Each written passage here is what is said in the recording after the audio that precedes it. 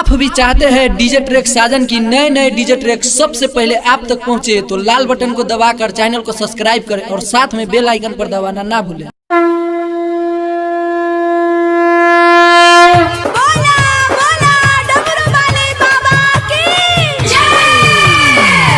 Presented by Shivaya Recording Studio, Jamui.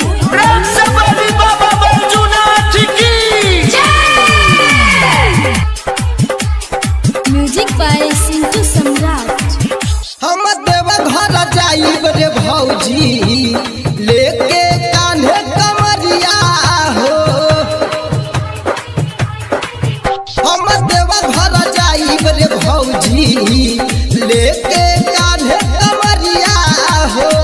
Bhola बाबा पर जलवा चढ़ाइब, भोला बाबा पर जलवा चढ़ाइब सावन के पहिला सोमरिया हो। हम देव घर जाइब रे भौजी लेके कान्हे कमरिया हो। हम देव घर जाइब रे भौजी लेके कान्हे कमरिया हो। भोला बाबा पर जलवा चढ़ाइब, भोला बाबा पर जलवा चढ़ाइब सावन के पहिल सोमरिया हो। हम देव घर जाइब रे भौजी लेके कान्हे कमरिया हो।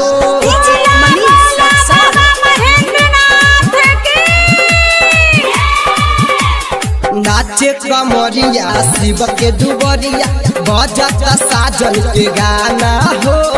चला ये भौजी देवघर नगरिया लगल बा सावन के मेला हो।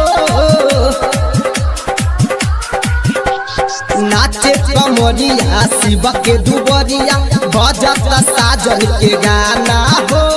चला ये भौजी देवघर नगरिया लगल बा सावन के मेला हो।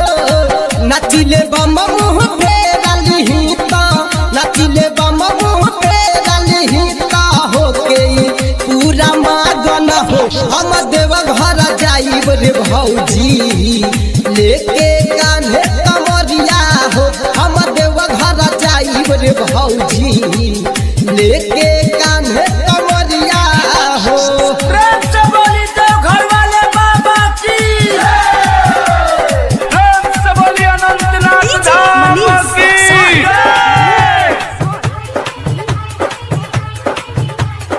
अपने से कपड़ा खरीदब गेरुआ रंग के साड़ी, जमुई से याद हलबा सजन बिहारी।